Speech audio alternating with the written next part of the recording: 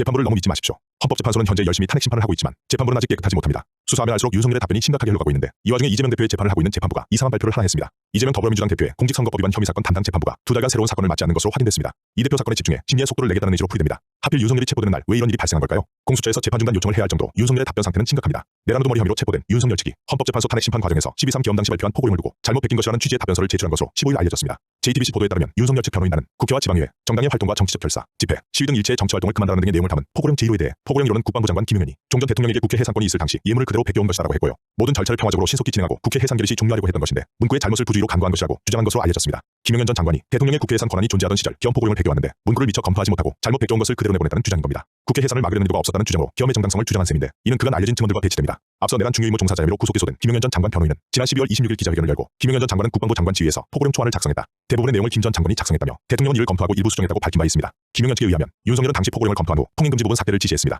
당시 김용현 측 변호인은 대통령이 문구 외에 실제로 내용을 수정한 것은 단 하나라고 강조했습니다. 즉 윤석열이 국회 등 일체의 정치활동을 금지한 포고령 내용은 그대로 두고 통행금지 부분만 삭제했다는 것입니다. 이는 김용현 전 장관이 포고령을 잘못 베껴왔고 부주의로 해당 문구를 간과했다는 주장에 신빙성을 떨어뜨리고 있는 겁니다. 또한 포고령 내용 중 제5조 전공의를 비롯하여 파업 중이거나 의료 현장을 이탈한 모든 의료인은 48시간 내 본업에 복귀하여 충실히 근무하고 위반시은 기업법에 의해 처단한다는 내용은 과거 군사정부 시절 포고령을 베껴왔다면 들어갈 수 없는 문구입니다. 결국 윤석열 오른팔들의 운명이 이런 것입니다. 국민들한테도 버림받고 윤석열한테도 배신당한 겁니다. 바보들입니다. 그런데 바보들이라도 나쁜 건 나쁜 겁니다. 윤석열과 그 오른팔들도 끝까지 처벌해야 한다는 것에 동의하신다면 구독과 좋아요로 민심을 표현해 주십시오.